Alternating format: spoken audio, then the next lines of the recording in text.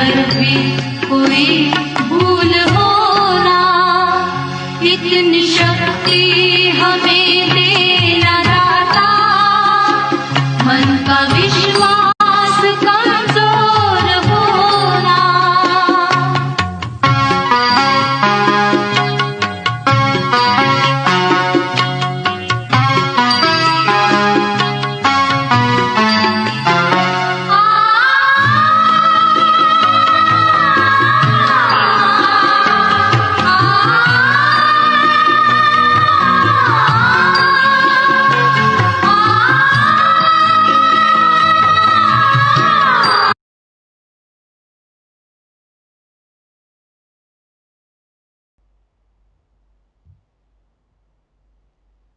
नमस्कार दोस्तों, इस सत्र में आप सभी का बहुत बहुत पुनः स्वागत और अभिनंदन है। हम आप सभी के धैर्यता की बहुत बहुत प्रशंसा करते हैं। वैसे तो मनुष्य कहते हैं कि जीवन में टाइम निकालना बहुत मुश्किल है, लेकिन आप सभी के रिस्पांस को देखकर लगता है कि आप इस बीमारी से मुक्त हो गए हैं। क्योंकि आज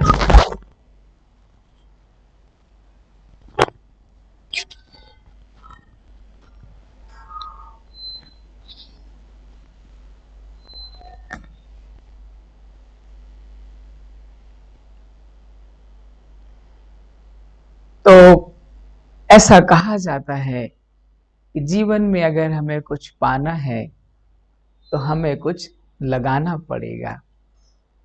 दोस्तों, अगर हमें पौधा चाहिए तो बीज बोना पड़ेगा। अगर हमें फल चाहिए तो उस फल का बीज हमें लगाना पड़ेगा। अगर हमें पानी चाहिए तो हमको कुआं खोदना पड़ेगा।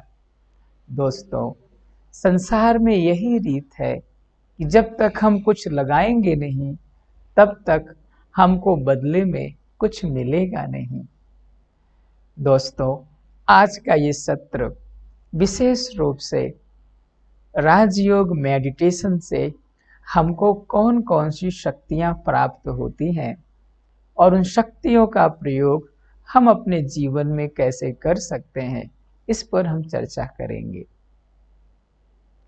ऐसा कहा जाता है दोस्तों, बचपन में हमारे टीचर ने हमसे एक सवाल भी पूछा था और ऐसा कहते भी हैं कि अच्छा बताओ, बुद्धि बड़ी है या भैंस बड़ा है। तो मुझे याद है बचपन में हमारा एक साथी था स्कूल में, उसको टीचर ने यही सवाल पूछा, अच्छा बताओ बुद्धि बड़ी है कि भैंस बड़ी है। तो बोलता है भैंस बड़ी है, क्योंकि भैंस बहुत बड़ी दिखाई पड़ती है। लेकिन आप तो यही कहेंगे ना, बुद्धि बड़ी है, क्योंकि बुद्धिमान व्यक्ति प्रकृति को और संसार के समस्त प्राणी मात्र को अपने बौद्धिक शक्ति से अपने बस में कर सकता है और उसको अपने अनुसार चला भी सकता है। तो दो तरह की शक्ति होती है दोस्तों, एक होती है सॉफ्ट पावर और एक होती है हार्ड पावर, या दूसरे शब्दों में अगर हम समझें, एक होती है मेंटल पावर और एक होती है फिजिकल पावर। जो हमारे शरीर से संबंधित शक्तियां हैं, जैसे हमारे शरीर का हेल्दी होना, अच्छे हाइट का होना, ताकतवर होना, ये फिजिकल पावर्स में आता है। और मेंटली स्ट्रांग होगा, मन से बहुत परफेक्ट होना, मन को संतुलित रखना, ये सॉफ्ट पावर में आता है दोस्तों। तो संसार की जो भी समस्त फिजिकल पावर है, वो मेंटल पावर कहें या सॉफ्ट पावर के थ्रू गवर्न होती हैं। और हम जान चुके हैं पिछले सेशंस में, निराकार परमात्मा कोई फिजिकल पावर नहीं है, वो एक मेंटल पावर है, एक चैतन्य शक्ति है और सर्वशक्तिवान है। उसी प्रकार ये आत्मा भी क्या है, चैतन्य शक्ति है, अजर अमर अविनाशी आत्मा है। जैसे हम किसी मोबाइल को चार्ज करते हैं, उसको हम पावर हाउस से जोड़ते हैं तो मोबाइल ऑटोमेटिक चार्ज हो जाता है। जैसे शहरों में हम देखते हैं मल्टी स्टोरी बिल्डिंग्स होती हैं, उस मल्टी स्टोरी बिल्डिंग्स में जो पानी की टंकी होती है वो सबसे ऊपर होती है, और हम आप सभी क्या करते हैं, वो पानी की टंकी से ट्यूब के माध्यम से अपने वॉशरूम के टैप को जोड़ देते हैं, और जैसे ही हम उस टैप को ओपन करते हैं, उस टैप को खोलते हैं, हमारी बाल्टी पानी से भर जाती है और उसका हम सही अर्थों में सदुपयोग कर सकते हैं। लेकिन कभी कभार अगर हमने ध्यान नहीं दिया, हमने रात में पानी की टंकी भी भर दी और सुबह हम स्नान करने के लिए गए और हमने देखा कि हमारे बाल्टी में पानी ही नहीं आ रहा है दोस्तों, तो आप चेक करेंगे ना, शाम को तो हमने भरा था लेकिन पानी क्यों नहीं आ रहा है। तो आप उन कारणों को जानेंगे। अगर ट्यूब कहीं ब्लॉक होगी तो उसके ब्लॉकेज को ठीक करेंगे, उसके ब्लॉकेज को निकालेंगे तो पानी ऑटोमेटिक ही अपने आप आपके बाल्टी में आने लगेगा। बस टैप को ऑन करने की जरूरत है। उसी प्रकार दोस्तों राजयोगा मेडिटेशन जो होता है बिल्कुल इसी प्रकार होता है, क्योंकि परमात्मा निराकार शक्ति है, वो किसी शारीरिक बंधन में नहीं होता है, तो उससे निरंतर सर्व शक्तियों की तरंगें फ्लो निकलती रहती हैं। बस जरूरत होती है हमें कैच करने की, और हमें कैच करने की जरूरत का मतलब ये हुआ कि जैसे हम टैप खोलते हैं तो पानी ऑटोमेटिक आने लगता है। ऐसे ही जैसे हम अपने आप को आत्मा समझते हैं, मैं एक ज्योति हूँ, मैं एक शक्ति हूँ, मैं अजर अमर अविनाशी आत्मा हूँ, जब ये समझते हैं तो ऑटोमेटिक ही उस परम सत्ता के साथ आपके बुद्धि का कनेक्शन जुड़ जाता है। जैसे पानी के टंकी से आपके बाल्टी का, जैसे बल्ब का पावर हाउस का, जैसे हमारे मोबाइल से आपके मोबाइल का, और जैसे आप सभी लाइव प्रोग्राम देख रहे हैं तो कैसे आप कनेक्टेड हैं, उस लिंक के माध्यम से ही आप सभी कनेक्टेड हैं। ये इंटरनेट का जो प्रवाह है सारी दुनिया में है, और जहां भी ये लिंक आपने ऑन किया अपने चैनल में, तुरंत हम आपको लाइव दिखने लगे होंगे। तो कितना सहज है दोस्तों, कोई मुश्किलात है इसको लाइव देखने में? बिल्कुल आसान है। और आप YouTube चैनल में आप हमसे चैट भी कर सकते हैं, आप लोग मैसेज भी करते हैं, मैं देखता भी हूँ कई बार, बहुत अच्छे अच्छे मैसेज आपके आते हैं। तो आप सोचिए कितना टाइम लगा, कितना समय लगा, सेकंड ही लगा, 1-2 सेकंड के बराबर। तो दोस्तों जैसे देखिए हमें लिंक पता है और हमारा कनेक्शन ठीक है, नेटवर्क आता है, तो हम आपके साथ जुड़े हुए हैं, हम बोल रहे हैं, आप सुन रहे हैं, और आप चैट कर रहे हैं, वो हम देख रहे हैं। तो कैसे हम आपके साथ जुड़े हुए, ऐसा लग रहा है कि जैसे हम आप सभी के आमने सामने बैठ करके बातें कर रहे हों। उसी प्रकार सहज राजयोग की जो विधि है, हम अपने आप को आत्मा समझकर उस परमात्मा से वैसे ही जुड़ सकते हैं जैसे हम अपने परिवार के सदस्यों के साथ जुड़ते हैं, क्योंकि भक्ति मार्ग में हम भगवान की महिमा करते हैं। त्वमेव माता च पिता त्वमेव, त्वमेव बंधु च सखा त्वमेव। दोस्तों आप सभी के घर में जरूर किसी न किसी देवी देवता का या ईश्वर की मूर्ति जरूर होगी, चाहे वो जिस रूप में आप मानते हो। लेकिन मैं आपसे एक बात जानना चाहता हूं, क्या आप सभी ने अपने घर में ईश्वर को अपने फैमिली का मेंबर बनाया है?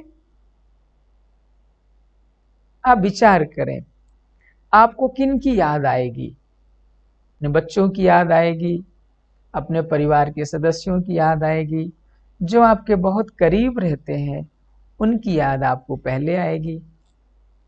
और दुनिया में तो भगवान की याद सबसे लास्ट में ही आती है ना। जब सब हो जाएगा तो भगवान के पास जाएंगे, क्या कहेंगे, भगवान अब कौन, अब तुम ही मेरे सहारे हो।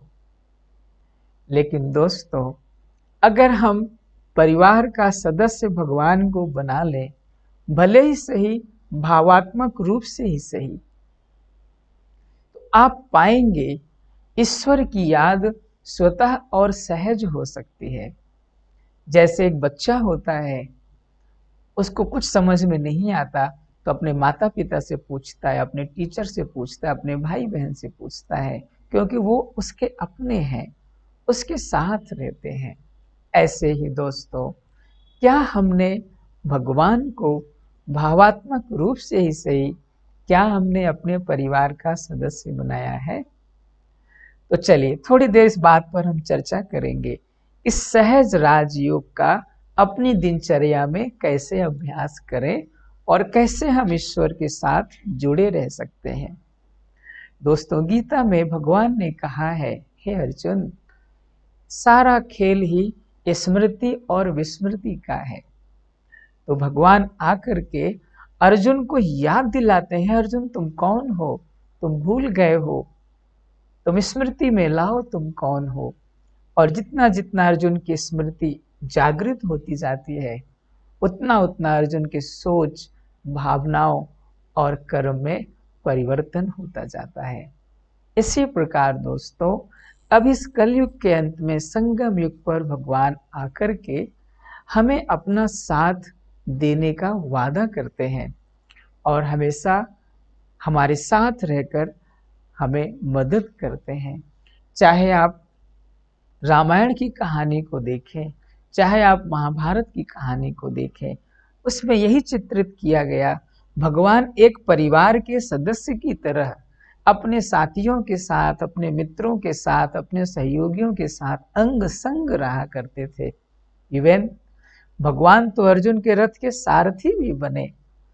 तो सोचो, इन कहानियों में, इन शास्त्रों में जो भी हमारे लिए बहुत माननीय और सम्माननीय है, वहां पर भी ये दिखाया गया है कि भगवान एक परिवार की सदस्य की तरह, एक मुखिया की तरह, एक गाइड की तरह वो उनके साथ रहते हैं। और जब भी प्रॉब्लम्स, चैलेंजेस, डिफिकल्टीज आती हैं, वो उनको गाइड करते हैं और उनके गाइडेंस पर हम चलते हैं तो हमें सफलता मिलती है। तो दोस्तों, अभी संगम युग पर भगवान स्वयं इस धरती पर आकर के हमारे माता पिता के रूप में, बंधु सखा के रूप में, आदि आदि जो भी संबंध हम याद करते हैं, उससे हमें गाइडेंस और सहयोग दे रहे हैं। तो अपने कार्य व्यवहार में ईश्वर की सहज स्मृति और ईश्वर के द्वारा दिए गए डायरेक्शन की सहज स्मृति, इसको ही सहज राजयोग कहा जाता है।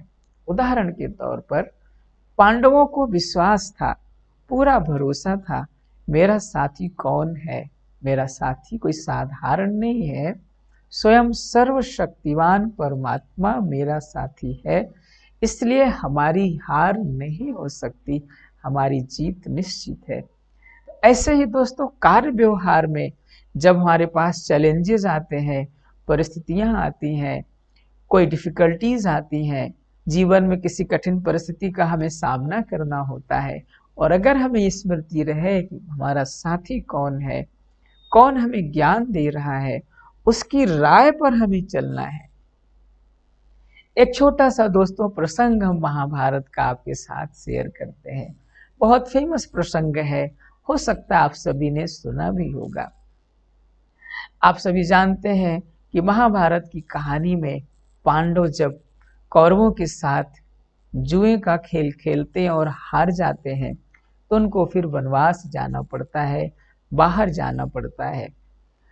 तो श्री कृष्ण के दोस्त होते हैं उद्धव, बहुत अच्छे दोस्त होते हैं। तो उद्धव श्री कृष्ण के पास जाकर उनसे कहते हैं कि हे प्रभु, पांडवों ने आपको साथी भी बनाया, आप उनके साथी भी रहे, फिर पांडव ये गेम क्यों हार गए? तो श्री कृष्ण मुस्कुराए और उन्होंने उद्धव को बहुत प्यार से जवाब दिया, हे उद्धव, उन्होंने, हम उनके साथ तो थे, लेकिन जब उन्होंने ये फैसला लिया कि मुझे इस गेम को खेलना चाहिए कि नहीं खेलना चाहिए, उन्होंने हमसे कोई राय भी नहीं की। दूसरा, जब वो गेम खेलने गए, जब वो हारने लगे, तब भी उन्होंने हमसे कोई राय नहीं ली कि अच्छा बताइए अब कौन सा गेम चलें, कौन सी चाल चलें जो हम जीत जाएं। इनसे ज्यादा होशियार तो वो कौरव थे, उनको पता था कि हम गेम हार जाएंगे, इसीलिए वो अपने साथ शकुनी मामा को ले आए और उनको पता था कि शकुनी मामा ही इस गेम को जिता सकते हैं और वो जीत जाते हैं। तो हम उनकी मदद भी करना चाहते थे, उनको गाइड भी करना चाहते थे, उनको रास्ता दिखाना भी चाहते थे, लेकिन कुछ कारणों से या पांडवों के अहंकारवश हम चाहते हुए भी उनको गाइड करना या उनको रास्ता नहीं दिखा पाए। इसमें मेरा कोई दोष नहीं है, इसमें मेरा कोई कसूर नहीं है। तो प्यारे दोस्तों, सहज राजयोग माना अपने दिनचर्या में, अपने कर्म क्षेत्र पर ईश्वर की स्मृति और कदम कदम पर ईश्वर की राय अगर मुझे याद है तो हर काम सहज होगा, हर मुश्किल सहज होगी। जैसे हम सुबह उठते हैं, पुराने जमाने में, आजकल भी कुछ लोग करते हैं, हमारे यहाँ ब्रह्मा कुमारी जिश्री विश्वविद्यालय में तो 2:30-3 बजे ही उठ करके भाई बहन राजयोग की साधना करते हैं, क्योंकि वो ब्रह्म मुहूर्त का समय होता है, अमृत प्रभात का समय होता है। लेकिन आज कलयुग के अंत में सब उल्टा पुल्टा होता है। हमारे भारत में कहावत है, जल्दी सो जाओ जल्दी उठ जाओ, या अंग्रेजी में कहते हैं early to bed early to rise. हम क्या करते हैं, देर से बेड में जाते हैं और देर से उठते हैं। जो हमारे जीवन का महत्वपूर्ण टाइम होता है, सुबह का समय होता है, बहुत सारे हमारे भाई बहन उस समय को मिस कर रहे हैं।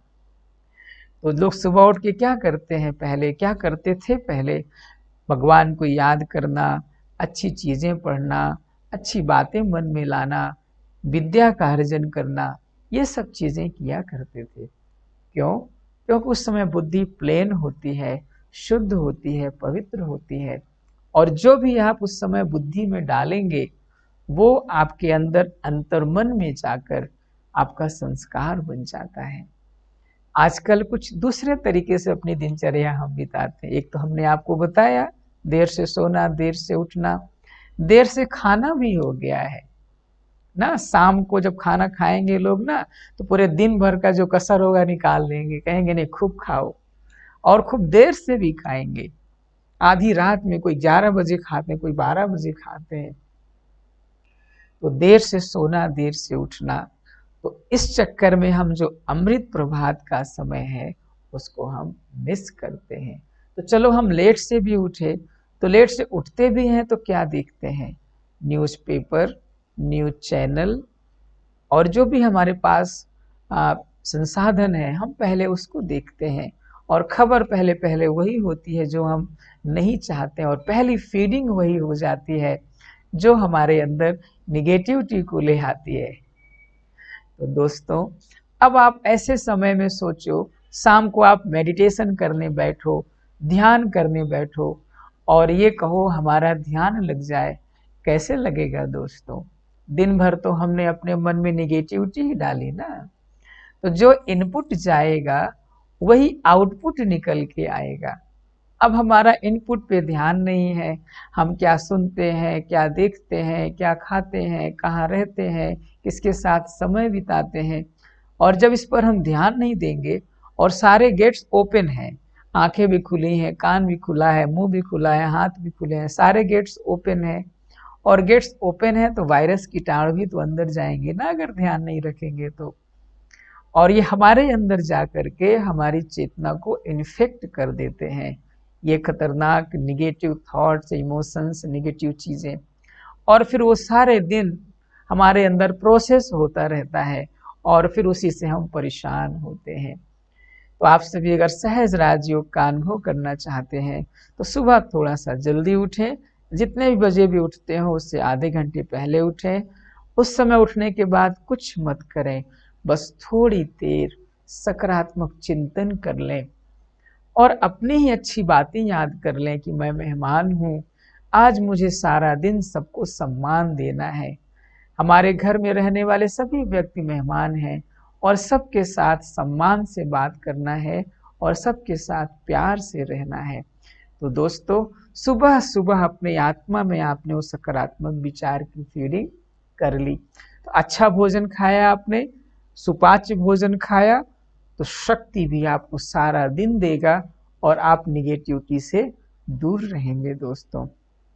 फिर जब आप कभी शाम को ध्यान में बैठेंगे या कभी जब आपको टाइम मिलेगा आप ध्यान करने के लिए बैठेंगे, तो आपके मन में सकारात्मक विचार होंगे और आपका मन बहुत जल्दी उस परमात्मा के साथ जुड़ सकता है, कनेक्ट हो सकता है।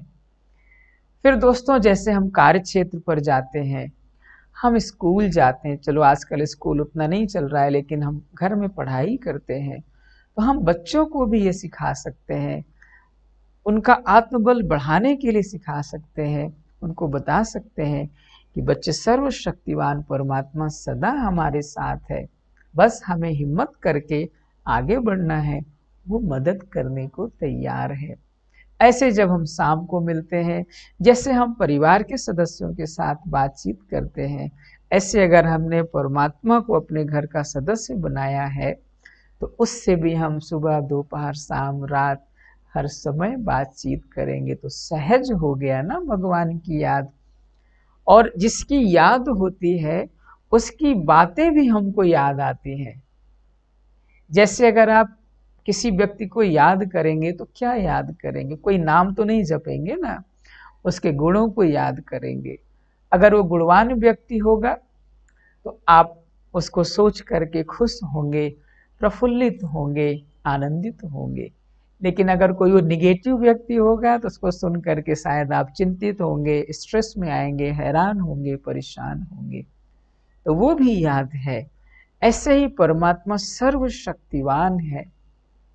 जैसे आप समझो किसी के पास कुछ नहीं है, मान लो 0 है, लेकिन अगर वो कनेक्ट हो जाए हीरो के साथ, जैसे ट्यूबलाइट है, बल्ब है, उसमें अपने आप में कोई पावर नहीं है, लेकिन जैसे ही वो पावर हाउस से जुड़ जाती है, उस परमात्मा शक्ति से जुड़ जाती है, उस बल से जुड़ जाती है, तो जैसे बल्ब में रोशनी आ जाती है, ऐसे धीरे धीरे हमारी आत्मा में भी शक्ति आ जाती है, बल आ जाता है और हम अंदर से एम्पावर्ड महसूस करते हैं। क्योंकि हमारा साथी कौन है दोस्तों? दुनिया में किसी का किसी मंत्री से संबंध होता है, प्रेम होता है, लगाव होता है, तो वो भी अपने आप को बहुत ऊंचा समझता है। आपका संबंधी कौन है? सर्वशक्तिमान परमात्मा। तो जरा इस बात को फीलिंग में ले आए, महसूस करें कि मेरे सर पर किसका हाथ है। फील करें कि मेरे सर पर स्वयं सर्वशक्तिवान का हाथ है। महसूस करें, उसको फीलिंग तक ले जाए। स्वयं भगवान ने अपना हाथ हमारे सर पर रख दिया, अभी अपना बच्चा बना लिया। तो दोस्तों, ये सहज स्मृति, ईश्वर को संबंध के साथ याद करना, ये सहज स्मृति ही सहज राजयोग है। क्योंकि जितना स्मृति होगी मैं कौन हूँ, उतना मन और बुद्धि आपके डायरेक्शन में चलेंगे। तो ये दिनचर्या की बात हमने कर ली। फिर सोने से पहले थोड़ा हम ध्यान कर लें, मेडिटेशन कर लें। अभी हम थोड़ी देर में आपको प्रैक्टिस भी कराएंगे। तो दोस्तों, ऐसे हम दिनचर्या में सहज राजयोग का अभ्यास करते करते आंतरिक रूप से बहुत शक्तिशाली हो जाएंगे, बलवान हो जाएंगे और कोई भी निगेटिविटी हमारी चेतना के अंदर प्रवेश नहीं कर सकती है। तो दोस्तों, आइए हम जानते हैं इस राजयोग के सहज अभ्यास से, इस सहज राजयोग को जीवन में अपनाने से कौन कौन सी हमको शक्तियों की प्राप्ति होती है। तो जैसे हमने शुरू में आपसे चर्चा की, शक्तियां 2 प्रकार की होती हैं, फिजिकल पावर और मेंटल पावर। तो दोस्तों परमात्मा के पास कोई फिजिकल पावर नहीं है। जैसे हम किसी दुकान में जाते हैं, मान लीजिए थोड़ी देर के लिए हम किसी किराने की दुकान में जाते हैं और हमें कोई बहुत रेयर कोई एंटीबायोटिक चाहिए हो जो हर दुकानों में उपलब्ध ना हो। अब दुकान वाला कहेगा श्रीमान ये दवा हमारी दुकान में नहीं है। लेकिन आप अगर इस बात पे अड़ जाते हैं कि नहीं आप झूठ बोल रहे हो, आपके दुकान में है पर आप मुझे दे नहीं रहे हो, जब उस दवा उस दुकानदार के पास है ही नहीं तो क्या वो मुझे दे सकता है? वो बार बार रिक्वेस्ट करता है, नहीं श्रीमान ये दवा हमारे पास नहीं है। तो उस ग्राहक को बहुत गुस्सा आ जाता है, वो उसको गाली देने लगता है, मार पिटाई करने लगता है और 2-4 गुंडों को बुला करके उसका बहुत नुकसान कर देता है। अब आप बताइए दोस्तों, उस निर्दोष दुकानदार के पास जिसके पास वो दवा ही नहीं है और हम अज्ञानतावश, हम यही कहेंगे अज्ञानतावश उसके दुकान पर गए और उससे हम जिद करने लगे और जब नहीं है तो हमने उसको भला बुरा कहा, उसको नुकसान पहुंचाया। उसी प्रकार दोस्तों ईश्वर के पास जो नहीं है अगर उसकी याचना आप उनसे करेंगे तो वो याचना कैसे पूर्ण होगी? जैसे वो दुकानदार से अगर वो पूछता, अच्छा भैया आपके पास ये दवा नहीं है तो मुझे बताओ कहाँ मिलेगी, तो जरूर वो एक मेडिकल स्टोर की दुकान बताता और आपको दवा भी मिल जाती और उस दुकानदार के साथ आपके संबंध भी मधुर रहते। प्यारे भाइयों एवं बहनों, इसी प्रकार परमात्मा से हमें क्या मिलता है इसका ज्ञान ना होने के कारण परमात्मा से हम वो चीज भी मांगते हैं जो उसके पास नहीं है, और जो उसके पास नहीं है अगर उसकी पूर्ति नहीं होती है तो हमारा भगवान से आस्था और विश्वास क्या हो जाता है? टूट जाता है और हम कहते हैं भगवान होता ही नहीं। पर दोस्तों आपने समझा, परमात्मा निराकार शक्ति है, ज्योति बिंदु स्वरूप है, पॉइंट ऑफ लाइट है। उसके पास क्या है? पुनः हम बताते हैं, उसके पास है ज्ञान। उसको हम ज्ञान का सागर कहते हैं। अर्थात कोई विद्यार्थी अगर जीवन में सफल होना चाहता है तो भगवान ऐसे ही हाथ नहीं रख देगा, उसको ज्ञान देगा और उस ज्ञान को जीवन में धारण करके वो अपने जीवन में सफल होगा। जैसे टीचर है, टीचर भी ज्ञान ही देता है और उस टीचर के रास्ते पर चलकर विद्यार्थी सफल होता है। इसीलिए दोस्तों ईश्वर से अगर हम ज्ञान की कामना करेंगे, हे ईश्वर मुझे ज्ञान दो, जैसे आपने शुरू में गीत में भी सुना कि हमें इस अज्ञानता के अंधेर से निकालो, मुझे बुद्धि दो, मुझे ज्ञान दो, मुझे रोशनी दो। तो जब ईश्वर से हम वो मांगेंगे जो उसके पास है, वो हमारा पिता है और सागर है, क्यों नहीं देगा? भोलेनाथ को कहते हैं उन्होंने असुरों को भी वरदान प्रदान कर दिया, थोड़ा सा पुरुषार्थ किया उनको भी उन्होंने सहज रीति से वरदान दे दिया। हम तो उसकी बहुत प्यारी और मीठी संतान है, तो वो ज्ञान का सागर है, हम उसकी संतान है, तो मुझे ज्ञान क्यों नहीं देगा? उसी प्रकार ईश्वर पवित्रता का सागर है। आज मानव के मन में ईर्ष्या द्वेष नफरत है, जिसकी वजह से वो अशांत है। लेकिन अगर ईश्वर से वो ये मांगे, इसकी याचना करे, इसकी रिक्वेस्ट करे, हे ईश्वर हमारे मन को पवित्र बना दो, हमारे मन को सुखी बना दो, हमारे मन को शांत बना दो, हमारे मन को प्रेम से भर दो, हमारे मन को आनंद से भर दो, हमारे मन को आध्यात्मिक शक्तियों से भर दो। और जब हम उस पर्दे को खोलते हैं, हटाते हैं और सूरज के सामने खड़े होते हैं तो सूरज की संपूर्ण रोशनी दोस्तों हमारे अंदर प्रवेश करती है। ऐसे ही जब हम मन बुद्धि से परमात्मा से कनेक्ट होते हैं तो हमारे अंदर ना चाहते हुए भी वो परमात्मा की शक्तियां हमारे अंदर प्रवेश करने लगती हैं। तो दोस्तों परमात्मा के पास ज्ञान है, पवित्रता है, सुख है, शांति है, प्रेम है, आनंद है, और हम इसी को ढूंढ रहे हैं। तो दोस्तों, सहज राजयोग से इन गुण और शक्तियों को अपने अंदर हम धारण करके अष्ट शक्तियां या सर्व शक्तियां हासिल कर सकते हैं। जैसे हम ईश्वर को सर्वशक्तिवान समझते हैं, कहते आए, और हम समझते हैं ईश्वर सर्वशक्तिवान है तो मरने वाले को जिंदा कर देगा, सूरज को उल्टी दिशा से निकाल देगा, धरती को घुमा देगा। हम अननेचुरल चीजें ईश्वर से अपेक्षा करते हैं जो नेचर के खिलाफ है, नेचर के विरुद्ध है। दोस्तों, भगवान को कहा जाता है नेचर का जन्मदाता, और नेचर को भगवान ने बनाया, तो उस नेचर के खिलाफ जाकर के भगवान ऐसा कोई कर्तव्य क्यों करेंगे।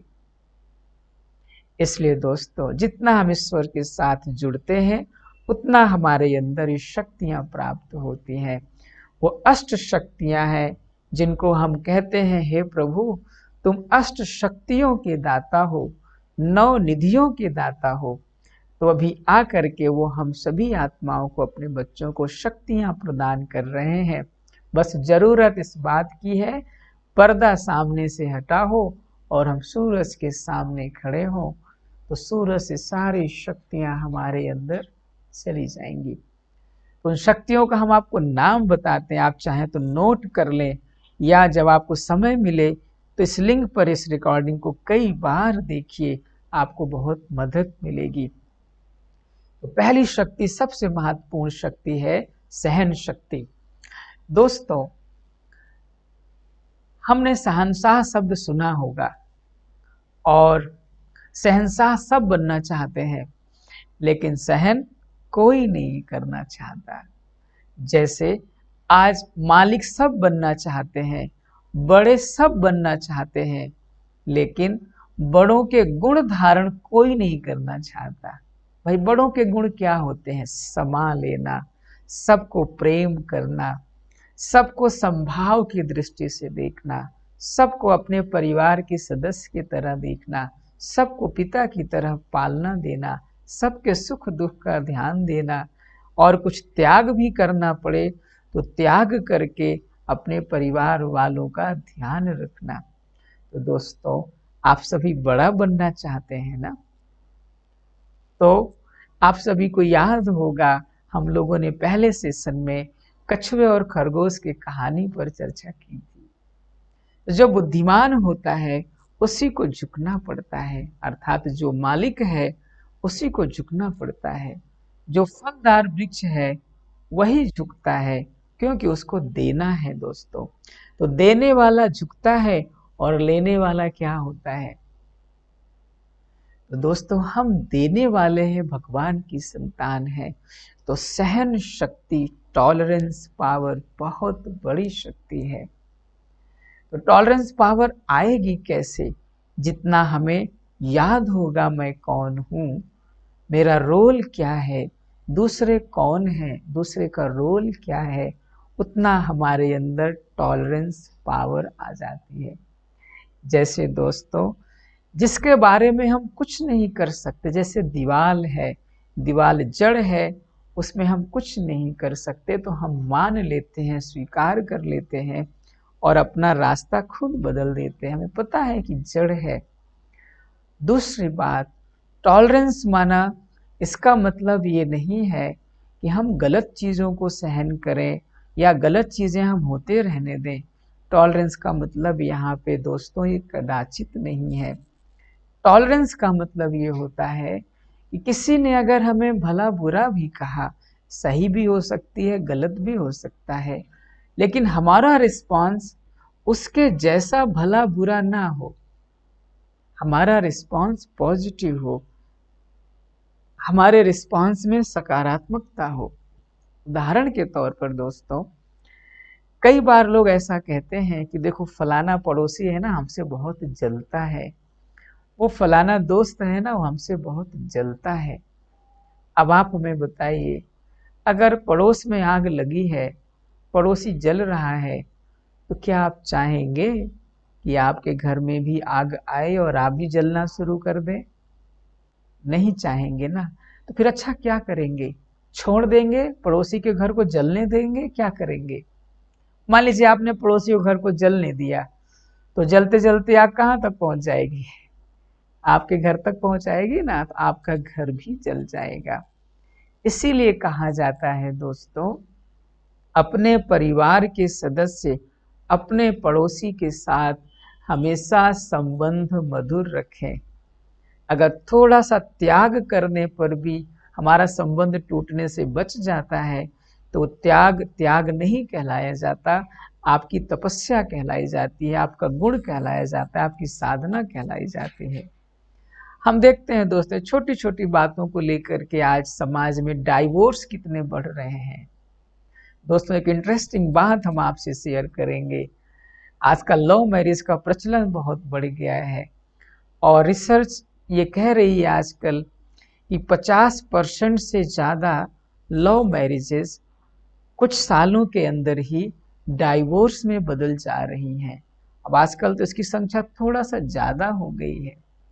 अब आप सोच के देखिए कि हम शादी भी अपने इच्छा से करते हैं, हम खुद भी एक दूसरे को पसंद करते हैं और एक दूसरे के साथ जीवन बिताने के लिए, एक दूसरे के ऊपर कुर्बान जाने के लिए, एक दूसरे के लिए जान देने के लिए भी वादा करते हैं। फिर ऐसा क्या हो जाता है जो कुछ समय नहीं बीतता और हमारे संबंध में कड़वाहट हो जाती है और संबंध विच्छेद हो जाते हैं। यही कारण है दोस्तों, टॉलरेंस की कमी होना। तो सहन शक्ति बहुत बड़ी शक्ति है और शहंशाह वही बन पाया जिसने टॉलरेंस पावर को अपने जीवन में अपनाया। दूसरी इंपॉर्टेंट शक्ति है दोस्तों, समाने की शक्ति। सहन करना और उसको समा लेना, अर्थात पचा लेना। जो चीज पच जाती है दोस्तों, वो नुकसान नहीं करती है, और जो चीज अपच होती है, सेमी डाइजेस्टेड होती है या अनडाइजेस्टेड होती है, उससे उल्टी हो जाती है, और उल्टी हो जाती है तो चारों तरफ गंदगी फैल जाती है। तो आप सभी ने गणेश जी का बड़ा पेट देखा होगा ना, ऐसे लंबोदर उनको कहते हैं। ऐसे नहीं कोई वो पेटू थे और देखने में ऐसे मोटे थे, वो गणेश जी के अंदर उनकी सहन शक्ति और समाने की शक्ति का सिंबल है बड़ा पेट। जैसे इस जमाने में भी कहते हैं कि अगर किसी का पेट भर गया है, माना खाने के बाद उसको डकार आएगी, तो समझना चाहिए पेट उसका भर गया है।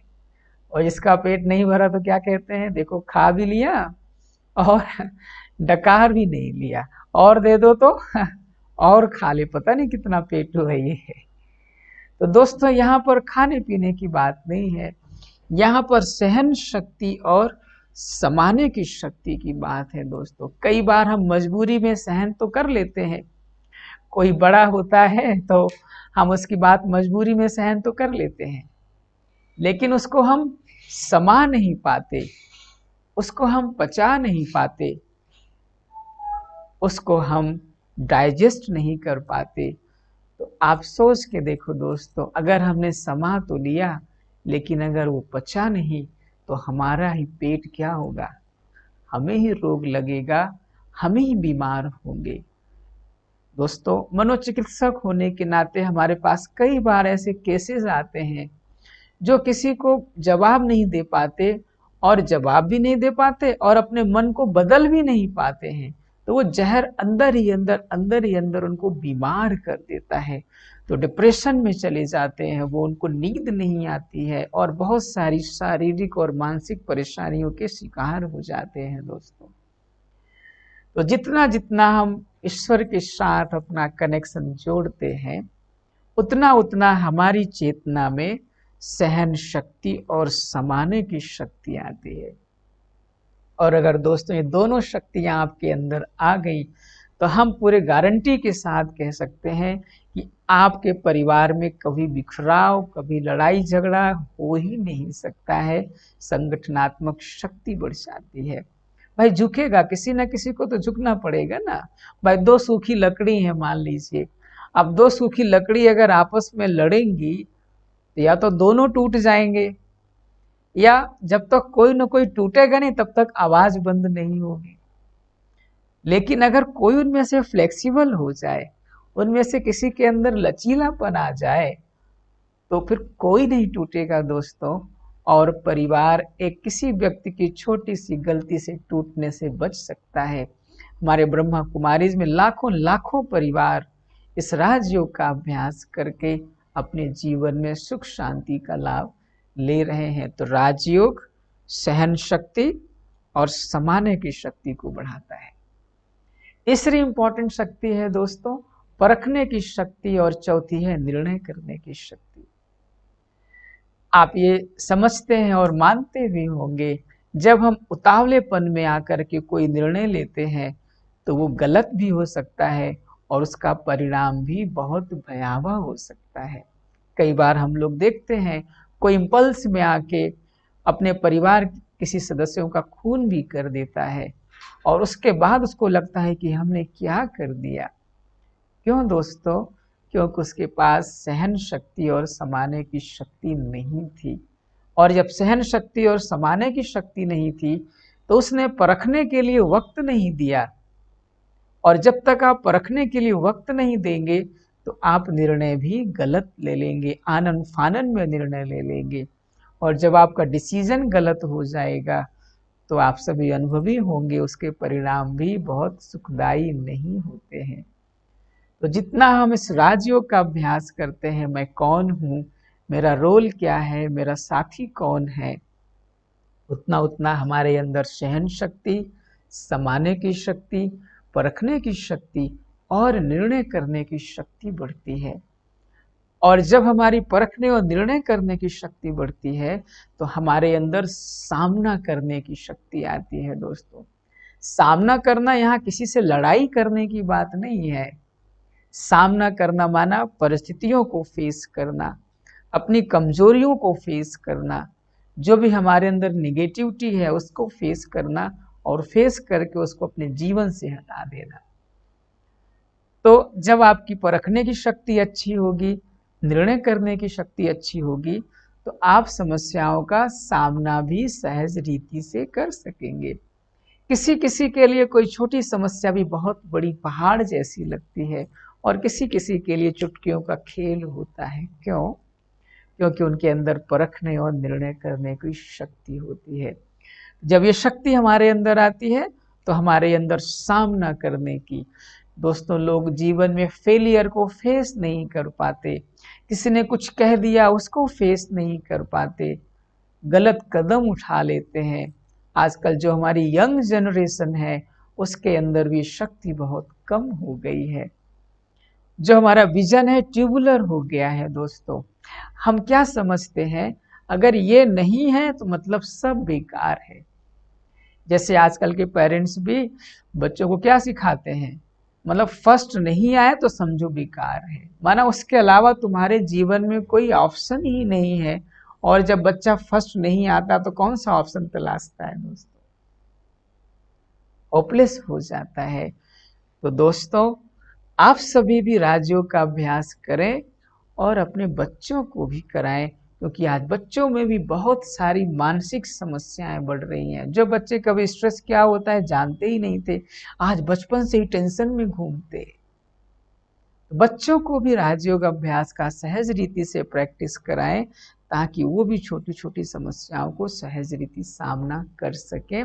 तो परखने की शक्ति, निर्णय करने की शक्ति और सामना करने की शक्ति। दोस्तों फिर जो शक्ति सबसे बड़ी और है वो है सहयोग की शक्ति। संसार में आप किसी भी बादशाह को देखिए, किसी भी राजा को देखिए या किसी भी शासक को देखिए, उस शासक ने अपने जीवन में सफलता तभी प्राप्त की जब उसने संगठनात्मक शक्ति को बढ़ाया।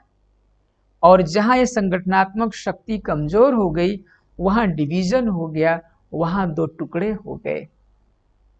तो दोस्तों किसी खेल को भी अगर आप देखें, खिलाड़ी होते हैं, हर किसी का रोल अपना अलग अलग होता है और हर कोई अपने अपने रोल से एक दूसरे को सहयोग कर रहा होता है। कोई धौंस नहीं जताता।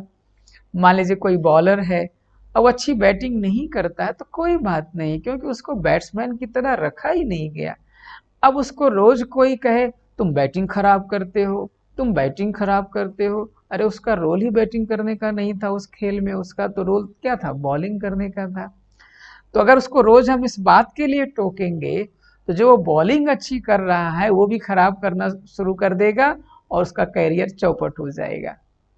तो दोस्तों, संगठनात्मक शक्ति, सहयोग की शक्ति, जब आप ये समझते हैं कि हर कलाकार का रोल यूनिक है, अपने आप में हर कोई परफेक्ट है, हर कोई अपना अपना बेहतरीन रोल कर रहा है, तो हम एक दूसरे को अपने रोल के माध्यम से सहयोग देने का प्रयास करते हैं। एक आपको बहुत अच्छा उदाहरण बताते हैं। मान लीजिए कोई डॉक्टर है, अब डॉक्टर के पास मरीज ना आए तो डॉक्टर तो भूखे पेट मर जाए, ना उसके पास घर होगा ना द्वार होगा। आप सोच के देखिए, तो मरीज आता है, डॉक्टर को पैसा देता है, डॉक्टर उससे अपना जीवन यापन करता है, तो कोई कहे मरीज बेकार है, ऐसा तो फिर नहीं हुआ ना। इसी प्रकार किसान को देखिए, किसान मेहनत करता है दोस्तों, तो आप अनाज का सेवन करते हैं। आप विचार करके देखिए, अगर कुछ समय के लिए अनाज ना उगे, किसान समाप्त हो जाए, तो क्या आप कंकड़ पत्थर और हवा खाएंगे जो आज सब पोल्यूटेड है। तो दोस्तों, सहयोग की शक्ति, हर किसी के रोल को देखकर उनके रोल को रिकॉग्नाइज करना, उनके उस रोल को अप्रिशिएट करना और उनको इसी शुभ भावना से देखना कि आपका रोल कितना बेहतरीन है, मैं नहीं कर सकता, भगवान ने आपको चुना है, हमारी शुभ भावनाएं हैं आपके साथ। उस रोल को बेहतर बनाने में अगर हमारा कोई सहयोग हो तो बताइए, हम जरूर करेंगे। तो दोस्तों, संगठनात्मक शक्ति, ऐसे परिवार है, परिवार में हर किसी का रोल डिवाइडेड है, लेकिन अगर कोई कहे तुम ये नहीं कर सकते हो, तुम वो नहीं कर सकते हो, तुम ऐसा नहीं करते हो, तो जो वो कर रहा होगा वो भी करना बंद कर देगा और परिवार बिखर जाएगा।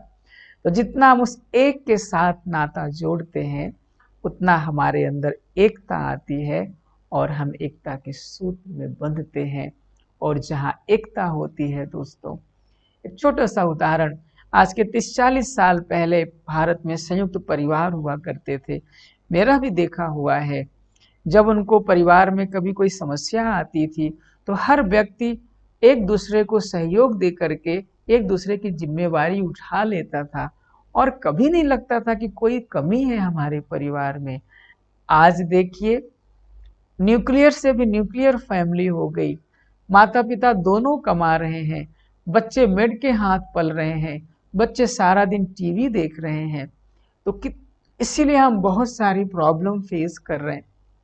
हम ये नहीं कह रहे हैं कि समय अनुसार हमें बदलाव नहीं लाना चाहिए, लेकिन संगठनात्मक शक्ति को भी हमें बढ़ाना चाहिए, आपसी संबंध को मधुर रखना चाहिए, ताकि हम एक दूसरे का सहयोग लेकर अपनी ग्रिप को मजबूत बनाते हुए जीवन में आगे बढ़ सके। दोस्तों, फिर है विस्तार को संकीर्ण करने की शक्ति।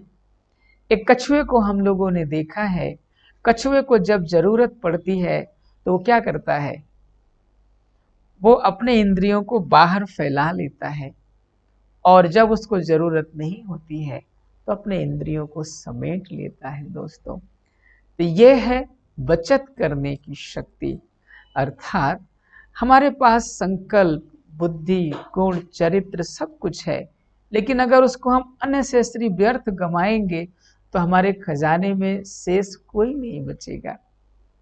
अगर कोई व्यक्ति 100 रुपए कमाता हो और उसका खर्चा 150 रुपए हो दोस्तों, तो जीवन में हमेशा ऋणी ही रहेगा और दुख अशांति से भरपूर रहेगा। लेकिन अगर कोई व्यक्ति 50 रुपए भी कमाता हो लेकिन उसका खर्चा 25 रुपए हो, तो वो हमेशा धनवान रहेगा, क्योंकि उसकी बचत रोज 25 रुपए की है। तो दोस्तों, भगवान ने हमको संकल्प दिए हैं, श्रेष्ठ श्रेष्ठ बुद्धि दी है, तो इससे हमें व्यर्थ कार्यों में लगा करके इसको वेस्ट नहीं करना है, क्योंकि जितना इसको हम बचत करेंगे उतना हम चैनलाइज करके कॉन्स्ट्रक्टिव कार्यों में लगा सकते हैं। दोस्तों, सबसे महत्वपूर्ण शक्ति जो 8वीं शक्ति है वो है समेटने की शक्ति। कई बार लोग हमारे पास आते हैं और ऐसा कहते हैं कि हम किसी की बात को भूलना चाहते हैं, लेकिन हम भूल नहीं पाते हैं, बार बार याद आती है। 10 साल पुरानी बात भी आज याद करके दुनिया 10 साल आगे पहुंच गई और हम 10 साल पीछे ही अभी खड़े हैं। अर्थात पुरानी बातों को बार बार वर्तमान में खींच ले आते हैं, या यूं कहें बार बार हम वर्तमान से 10 साल पुराने चले जाते हैं। तो मन हमारा एकाग्र नहीं हो पाता, मन इन झंझटों से मुक्त नहीं हो पाता और यहीं पर उलझ करके रह जाता है।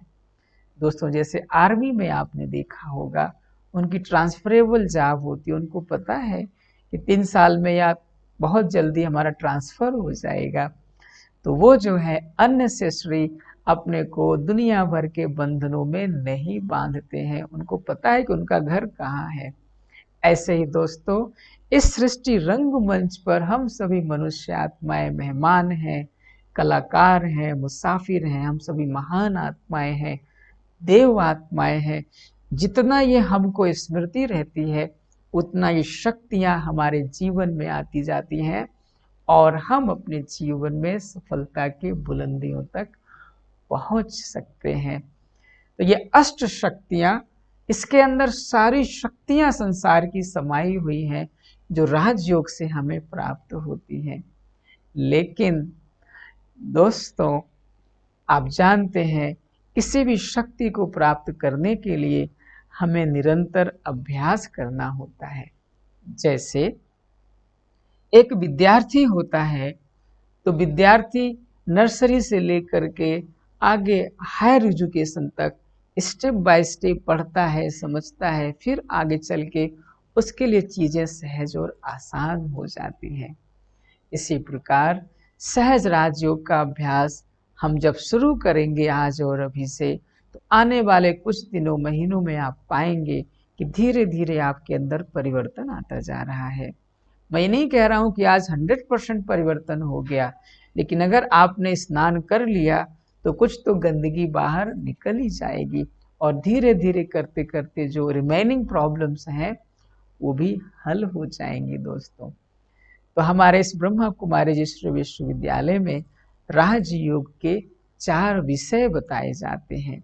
हम संक्षेप में चर्चा करेंगे आपके साथ। वो विषय कौन से हैं? वो विषय है, पहला ज्ञान, दूसरा योग, तीसरा धारणा और चौथा सेवा। तो ज्ञान, योग, धारणा और सेवा। जैसे दुनिया में सब्जेक्ट्स होते हैं, हिंदी, अंग्रेजी, गणित एक्सेट्रा एक्सेट्रा, ऐसे इस ईश्वरी विश्वविद्यालय में ब्रह्मा कुमारीज में 4 सब्जेक्ट हैं और इन 4 सब्जेक्ट को राजयोग का सब्जेक्ट कहा जाता है। जैसे दोस्तों, हमें रोशनी की ज़रूरत होती है, लाइट की ज़रूरत होती है आगे बढ़ने के लिए, उसी प्रकार जीवन में आगे बढ़ने के लिए हमें नित्य रोज ज्ञान की ज़रूरत है, जिसको हम सत्य ज्ञान कहते हैं, जो अभी संगम युग पर परमात्मा आकर के साधारण वृद्ध तन ब्रह्मा के माध्यम से ज्ञान देकर मानव मात्र को श्रेष्ठ बनाने का दिव्य कर्तव्य कर रहे हैं। तो पहला सब्जेक्ट हो गया ज्ञान। बिना ज्ञान के हम आगे नहीं बढ़ सकते हैं। तो जैसे रोज विद्यार्थी थोड़ा थोड़ा पढ़ते हैं, ऐसे हमें भी रोज ज्ञान का थोड़ा थोड़ा श्रवण करना है। हम आपसे आने वाले समय में इस पर और गहराई से चर्चा करेंगे। तो उस ज्ञान को मुरली कहा जाता है, राजयोग की क्लास कहा जाता है। लाखों लाखों की संख्या में हमारे ब्रह्मा कुमारी भाई बहन इसका रोज अभ्यास करते हैं, रोज क्लास करते हैं। आजकल तो ऑनलाइन करते हैं, पर रोज करते हैं। जैसे आप रोज खाना खाते हैं, ऐसी ज्ञान भी रोज हमारे लिए बहुत जरूरी है। जो दूसरा विषय है वो है रोज ध्यान करना। जैसे हम भोजन करें और पचे ना तो नुकसान करेगा, उसी प्रकार जो हम ज्ञान की बातें रोज सुनते हैं, थोड़ी देर अपनी दिनचर्या में समय निकाल करके, जैसा हमने शुरू में चर्चा की, इस ज्ञान की बातों को मनन करना, चिंतन करना। जैसे भोजन जाकर के पचता है, फिर शक्ति देता है। हम कितना भी स्वादिष्ट भोजन खाएं, कितना भी बढ़िया न्यूट्रिएंट वाला भोजन खाएं, अगर पेट में जाके अपच हो गया तो उससे शक्ति नहीं मिलती, वो कमजोरी ले आता है, वीकनेस को बढ़ाता है। उसी प्रकार दोस्तों ये ज्ञान जो हम धारण कर रहे हैं, उसको जब तक हम अपने अंदर चर्न नहीं करेंगे, उसको हम पचाएंगे नहीं, अपना नहीं बनाएंगे, तो उस ज्ञान से हमको शक्ति नहीं मिल सकती। हाँ, पता होगा ये खाने से ये होगा, ये खाएंगे तो बीमारी ठीक हो जाएगी, लेकिन जब तक खाएंगे नहीं, पचाएंगे नहीं, खून में जाएगा नहीं, तब तक शक्ति नहीं मिलेगी। इसलिए ज्ञान का थोड़ा सा हमें मनन चिंतन अपनी दिनचर्या में समय निकालकर जरूर करना है। तो उसको योग कहा गया या ध्यान कहा गया, या मन को परमात्मा के साथ जोड़ना, परमात्मा के गुणों का चिंतन करना। प्रेम का सागर है, जितना इस गुणों का चिंतन करेंगे वो गुण हमारे अंदर आते जाएंगे। तीसरा है धारणा, और जितना हम सुनेंगे, उस पर मनन चिंतन करेंगे, उतना हमारे जीवन में परिवर्तन आता जाएगा। और जितना हमारे जीवन में परिवर्तन आता जाएगा, उतना हमारा कॉन्फिडेंस बूस्ट होता जाएगा और हम और करना चाहेंगे और परिवर्तन आएगा। तो धीरे धीरे वो पूरे तरीके से ट्रांसफॉर्मेशन हो जाएगा और हम बदल जाएंगे। चौथा है दोस्तों सेवा, अर्थात शेयर करना। कहा जाता है दुनिया में भी अगर आपको धन बढ़ाना है तो धन का इन्वेस्टमेंट करो। जैसे आपके पास 100 रुपए है, अगर आप उसको बैंक में जमा कर देते हैं तो कुछ महीने साल भर बाद आपको ज़्यादा मनी रिटर्न में मिलेगी। उसी प्रकार कोई बिजनेस करता है तो कुछ पैसे इन्वेस्ट करता है, मेहनत करता है, तो बदले में उसको ज़्यादा मनी की प्राप्ति होती है। उसी प्रकार दोस्तों ये ज्ञान भी है। अब धन है ये, इसको भी हमें जितना हम लोगों के साथ शेयर करेंगे, जितना हम लोगों के साथ बांटेंगे, उसका ब्याज भी हमको मिलेगा, और जितना हम बांटेंगे उतना हमको खुशी भी होगी। 4 सब्जेक्ट हो गए दोस्तों, कौन से? ज्ञान, योग, धारणा और सेवा। तो इन सब्जेक्ट का जितना हम ध्यान रखेंगे, उतना हमारी दिनचर्या अच्छी होती जाएगी, उतना हमारा मन अच्छा होता जाएगा, उतना हमारे विचारों में परिवर्तन आता जाएगा, उतना हमारे संस्कारों में परिवर्तन आता जाएगा, और हम नर से नारायण अर्थात देवत्व की तरफ धीरे धीरे बढ़ते जाएंगे। लेकिन तब बढ़ेंगे दोस्तों जब शुरुआत करेंगे, नहीं तो हम देखते रहेंगे वो आगे जा रहा है, हाँ वो आगे पहुंच गया, फिर दूसरा आगे जा रहा है, हाँ वो आगे पहुंच गया, मैं यहीं पर खड़ा हूँ। नहीं, हमें भी स्टेप चढ़ना शुरू करना है आज और अभी से। ये बहुत महत्वपूर्ण बातें हैं। कुछ और बातें हम आपसे शेयर करेंगे। कई बार लोग अपने जीवन में बहुत मेहनत करते हैं, पुरुषार्थ करते हैं, पर उनको सफलता नहीं मिलती है, तो वो होपलेस हो जाते हैं, हिम्मत छोड़ देते हैं, विश्वास उनका नष्ट हो जाता है दोस्तों। तो हमें चेक भी करते रहना है। अगर हम मेहनत कर रहे हैं, पुरुषार्थ कर रहे हैं, हमें मनचाहा फल नहीं मिल रहा है, तो हमें चेक करना है 4 बातों पर। हमें 4 बातों की चेकिंग चाहिए। जैसे विद्यार्थी रोज चार्ट लिखता है, आज कहाँ नुकसान हुआ, क्या फ़ायदा हुआ, कितना समय बेकार गया, कितना समय पढ़ाई की, समय वेस्ट तो नहीं किया, कैसे सदुपयोग कर सकते थे, तो नेक्स्ट डे उसका आज से बेहतर होता है। तो 4 बातों की चेकिंग भी आवश्यक है। जैसे टंकी में पानी आपने भरा रात में, और सुबह नहाने के लिए आपको पानी नहीं मिला, तो चेक करेंगे ना कि ट्यूब तो नहीं ब्लॉक है, टंकी का पानी कहीं से लीक तो नहीं कर गया, कोई चुरा तो नहीं ले गया। ये सब चीज़ें चेक करेंगे कि कहाँ प्रॉब्लम है भाई। इतना मेहनत करने के बाद भी, समय लगाने के बाद भी पानी नहीं मिला, तो कहाँ प्रॉब्लम है, तो चेक करेंगे ना। लेकिन अगर चेक नहीं करेंगे, स्ट्रेस में आएंगे और क्विट कर देंगे, तो पानी कभी नहीं मिलेगा आपको। जीवन भर आप ये कहते रहेंगे किया तो था, मिला नहीं, तो करने का कोई फायदा नहीं। ऐसा नहीं है दोस्तों। चेक करें, इतना मेहनत के बावजूद भी अगर नहीं मिल रहा है, तो जरूर कहीं ना कहीं किसी स्टेप पर कुछ ना कुछ लीकेज है, जिसको हमें चेक करना है। तो 4 बातें। सबसे महत्वपूर्ण बात, संग से अपनी संभाल करना। दोस्तों, दुनिया में आज बहुत सारे लोग हैं जो राय देते हैं, तो राय देने वाले बहुत हैं। किसी को किसी की राय पसंद आती, किसी को किसी की राय पसंद नहीं आती, लेकिन अगर वो राय, गलत राय हमें पसंद आ गई, हमें अच्छी लगने लगी, तो हमारा डायरेक्शन बदल जाएगा और हम गलत रास्ते पर चले जाएंगे। इसीलिए कहा जाता है, good company builds character, bad company ruins character. आपका कपड़ा बहुत स्वच्छ है, आप कीचड़ में चले गए तो आप भी कीचड़ जैसे ही हो जाएंगे। लेकिन अगर आपका कपड़ा गंदा है, लेकिन अगर आप पानी के संपर्क में आ गए तो गंदा कपड़ा भी धीरे धीरे क्या हो जाएगा, स्वच्छ हो जाएगा। तो पहली बात दोस्तों, हमें चेक करना है, सब पुरुषार्थ मेहनत करने के बाद भी अगर हमारे अंदर परिवर्तन नहीं हो रहा है तो चेक करना है कहीं हम गलत संग में तो नहीं फंसे हुए हैं। इसलिए दोस्तों, ब्रह्मा कुमारीज में ये सिखाते हैं कि परमात्मा का संग करें, परमात्मा का ज्ञान सुने, जिसको हम सत्य ज्ञान, गीता का ज्ञान या मुरली कहते हैं।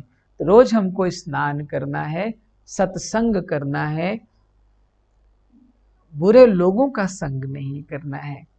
दूसरी बात है, अपने भोजन पर ध्यान रखना, जैसा अन्न वैसा मन। दोस्तों, महाभारत में एक दृष्टांत है, भीष्म पितामह कितने बड़े ज्ञानी थे, लेकिन जब उनसे पूछा गया कि आपने कौरवों का ही साथ क्यों दिया, तो उन्होंने कहा क्योंकि मैंने दुर्योधन का नमक खाया था। तो यहाँ पर दोस्तों, नमक की बात यहाँ पर कोई साल्ट से नहीं है, यहाँ पर है कि हम किसी के गुलाम हो जाते हैं। भले हम कितने भी अच्छे हों, लेकिन अगर हम किसी के गलत तरीके से कमाए हुए धन का इस्तेमाल करते अपने जीवन में, अपवित्रता से, पाप से कमाए हुए धन का इस्तेमाल करते हैं, तो हमारा मन भी अशुद्ध हो जाता है, और मन अशुद्ध हो जाता है तो शक्तियाँ क्षीण हो जाती हैं, हम कमजोर हो जाते हैं और हम अपने चरित्र को खो देते हैं और जीवन में दुख, अशांति आने लगती है। तो जैसा अन्न वैसा मन। हमारे ब्रह्मा कुमारीज में शुद्ध अन्न को प्रमोट करते हैं, और आप सभी जानते होंगे, कभी आप सेंटर गए होंगे तो आप देखते होंगे, भोजन की शुद्धता बहुत जरूरी है। तीसरी बात, जो हम सुन रहे हैं उसको हम थोड़ा थोड़ा जीवन में धारण करते चले। जैसे मान लीजिए कोई मैथमेटिक्स का में कमजोर विद्यार्थी है, और अगर आज वो उस पर मेहनत नहीं करता है, तो जैसे जैसे उसका क्लास का स्टैंडर्ड बढ़ता जाएगा, वो सब्जेक्ट उसको और कठिन लगने लगेगा। फिर एक समय ऐसा आएगा, वो कहेगा पापा मुझे मैथ नहीं पढ़ना है, और मैथ को क्विट कर देगा। दोस्तों, ऐसे ही ये राजयोग की पढ़ाई है। थोड़ा थोड़ा सा हम करते चलेंगे, ABCD पढ़ते चलेंगे, जल कल थल पढ़ते चलेंगे, जलज कलज मलज पढ़ते चलेंगे, तो धीरे धीरे हम बढ़ते चलेंगे। धारणा भी बहुत जरूरी है। ऐसे नहीं कि एक दिन में हम सब कर लेंगे, पर अगर शुरुआत नहीं करेंगे तो कुछ भी नहीं कर पाएंगे। चौथी बात है दोस्तों, जीवन में पवित्रता। कुछ लोग अपने जीवन में ब्रह्मचर्य व्रत को अपनाते हैं, और हम जानते हैं ब्रह्मचर्य व्रत बहुत बड़ा व्रत होता है। तो मन को शुद्ध रखना, संग से संभाल करना, भोजन पर ध्यान रखना, दैवी गुणों को धारण करना, रोज ज्ञान योग का अभ्यास करना, बस अपने दिनचर्या का काम करना। धीरे धीरे धीरे आत्मा जो मैली हो गई है वो स्वच्छ और पवित्र हो जाएगी। तो दोस्तों, ये हुआ अष्ट शक्तियां, अर्थात परमात्मा के साथ बुद्धि योग लगाने से सर्व शक्तियों की प्राप्ति। एक खुशखबरी हम आप सभी के साथ शेयर करना चाहते हैं। कल से हम practical application of Raj yoga meditation, जैसे कई लोगों के मन में ये प्रश्न होते हैं कि जो लोग योग सिखाते हैं, राजयोगा सिखाते हैं, साधना सिखाते हैं, वो तो घर बैठे रहते हैं, घर बार छोड़ करके कहीं जगह बैठे रहते हैं। उनको क्या पता पारिवारिक जीवन में क्या प्रॉब्लम्स आती हैं, कार्य क्षेत्र पर क्या प्रॉब्लम्स आती है, कभी आए तो उनको पता चले, बस भाषण देते रहते हैं। पर दोस्तों, मैं भी सरकारी नौकरी करता हूँ, और समय निकाल करके जो मेरे पास बचता है उसको मैं सदुपयोग करता हूँ। जैसे आज मैं आपके साथ मिल रहा हूँ, ऐसा नहीं है कि हमारे पास समय कोई अलग से निकला है। इसी समय को निकाल कर हम आपके साथ मिल रहे हैं और आप सभी के साथ मिल कर के समय का सदुपयोग कर रहे हैं। तो हम आप सभी के साथ साझा करेंगे इस राजयोगा मेडिटेशन को प्रैक्टिकल अपने जीवन में कैसे इम्प्लीमेंट कैसे कर सकते हैं, छोटी छोटी बातों पे कैसे हम इसका प्रयोग करें, कैसे इस्तेमाल करें।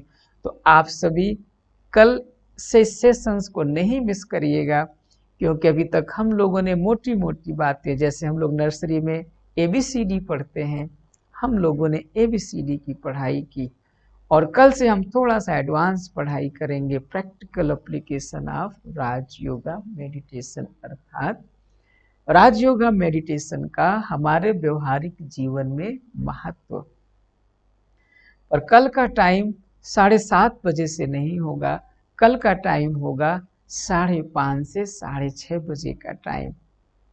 कुछ कारणों से हमें समय में परिवर्तन करना पड़ रहा है, पर मैं समझता हूँ वो समय आपके लिए ज़्यादा सूट करेगा, क्योंकि उस समय आप खाली होंगे, ऑफिस से आए होंगे, खाली बैठे होंगे, तो आप आसानी से 1 घंटा समय निकाल करके इसका लाभ ले सकते हैं।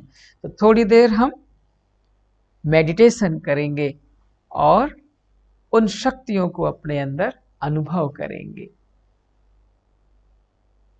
सभी अलर्ट होके बैठ जाएं, जैसे हम बैठे हैं। धीरे धीरे और गहरी सांस लें। अपने मन को सब बाहरी विचारों से अलग कर मस्तक सिंहासन पर विराजमान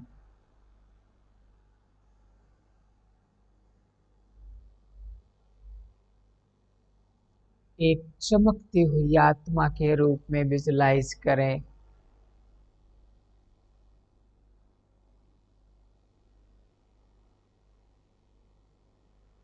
मैं आत्मा अक्षर अमर अविनाशी हूँ।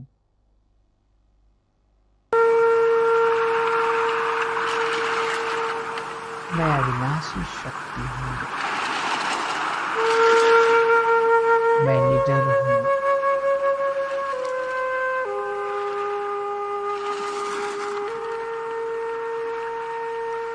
मेरे सामने सर्वशक्तिवान परमात्मा सूर्य की तरह चमक रहे हैं। मन बुद्धि के नेत्रों से मैं परमात्मा पिता को देख रहा हूँ। जैसे सूरज की रोशनी जमीन पर पड़ती है, ऐसे सर्वशक्तिवान परमात्मा से सर्व शक्तियों की रंग बिरंगी किरणें निकलकर मुझ आत्मा पर पड़ रही हैं।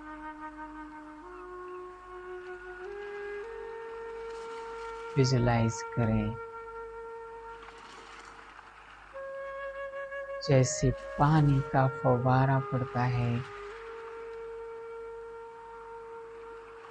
ऐसे परमात्मा से निकले हुए शक्ति की तरंगें उस आत्मा के अंदर प्रवेश करते जा रही हैं। उस आत्मा की शक्ति बढ़ती जा रही है।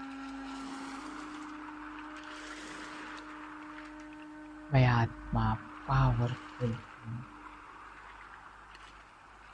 मास्टर सर्वशक्तिमान हूँ। पान की छत्र छाया के नीचे हूँ।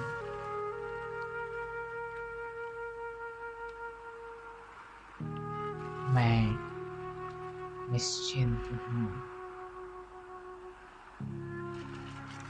मेरे शरीर के हर अंग में सर्व शक्तियों के प्रकंपन फैल गए हैं। सहन शक्ति, समाने की शक्ति, परखने की शक्ति, निर्णय करने की शक्ति, मैं आत्मा सभी शक्तियों से संपन्न। भगवान ने हमारे सर पर हाथ रखा है। मैं निश्चिंत हूँ। इन शुभ भावनाओं के साथ मैं आशा करता हूँ कि हमारे साथ आप सभी की 7 दिन की यात्रा लाभदायक रही होगी और आने वाले समय में हम और गहरे रहस्यों को जानेंगे। पर हम एक रिक्वेस्ट और आप सभी के साथ करेंगे। जो लिंक आप सभी के साथ शेयर होती है वो आप मुफ्त में हर किसी के साथ शेयर कर सकते हैं। ना जाने कौन सी बात किसके जीवन को परिवर्तन कर देगी। इन्हीं शुभभावनाओं के साथ आप सभी को बहुत बहुत धन्यवाद एंड ओम शांति।